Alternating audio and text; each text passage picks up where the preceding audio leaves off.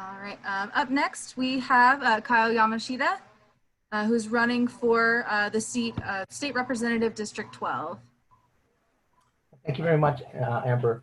And thank you for the endorsement. I really appreciate your trust in us moving things forward. And when I say us, I really want to talk about the team that you have chosen to represent the House. I think it's good choices. I think it's important that Maui has a strong team of legislators that can work together, because no matter what, Oahu will always outnumber us. And so the strength of the members that we elect to the House is very, very important, as well as the Senate. And I think we have a strong Senate team, but I really think that our House is starting to come together. And if we put together this group of people that you have selected, I think it'd be very, very good for Maui. As far as my priorities, I think as others have mentioned, we're going to have to deal with the CARES Act, the next iteration of the CARES Act, and how we're going to deal with COVID-19.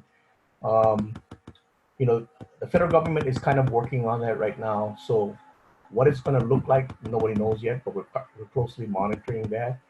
I am hopeful that there will be some monies towards infrastructure. During the 2009 downturn, there was money that came in for infrastructure, the ARA funding, and that was very, very helpful to the state. Talking to people like the Department of Transportation Highways Division, they are hoping that there is approximately an additional $400 million that they think that they may get. And with that, there are things that we can target and build infrastructure that's so needed in our state, as well as education and other things. So that we got to wait and see. We got to see what they come up with. But as far as my personal priorities, I'll continue my work as far as trying to streamline the CIP process, get rid of things that add to costs. Some of the things that we're looking at is the planning and design process. Many times we go into plan and design on projects that are redundant or R&M by nature. And in the private sector, when you build your own house, you don't hire a consultant to plan it and design it, right? So if you're doing a re-roofing or something simple like that.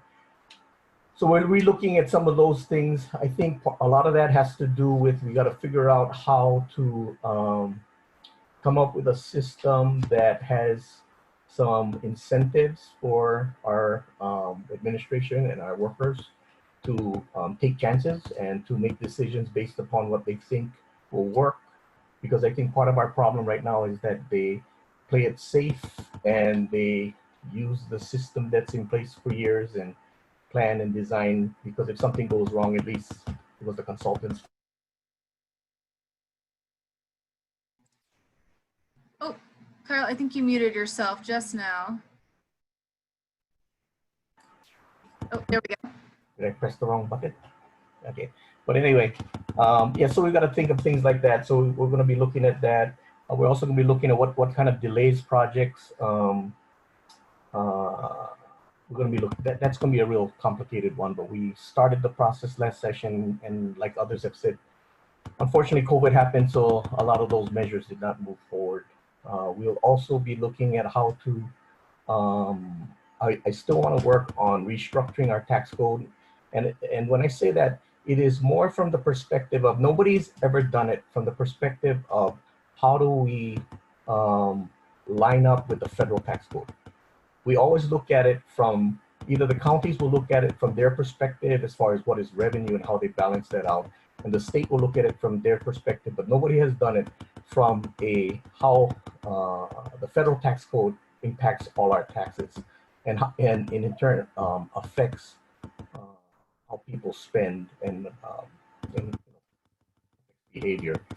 So a lot of that will have to be done at the state level. Unfortunately, well, not unfortunately, but the federal government will not change their tax code to match us. So we have to make it match them. and we got to figure that part out. I think that's kind of really, really important. But that's on half an hour.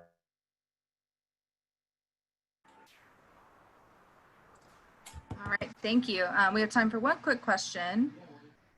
What industries do you think we can attract to achieve higher paying jobs and to help diversify our economy?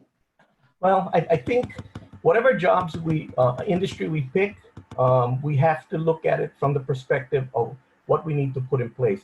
Whenever we looked at diversifying our economy, we've always kind of created a tax credit or some kind of financial incentive to start that industry. I believe there's four things that you need to start to diversify the economy. One is workforce. So that's K through 12 and higher education. You have to figure out what kind of workforce you need and make sure that education is building that workforce.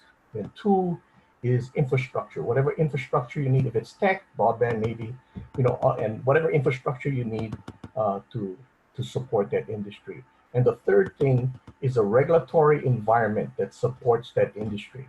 So we got to relook at our state laws and maybe even county laws to make sure that if we chose that industry, that the regulations and laws will support them and not work against them.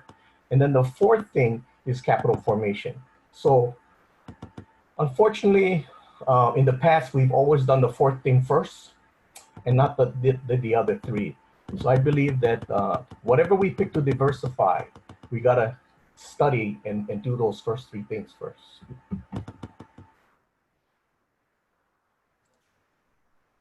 All right, great. Thank you so much. We really appreciate you joining us today and sharing all the information on your platforms.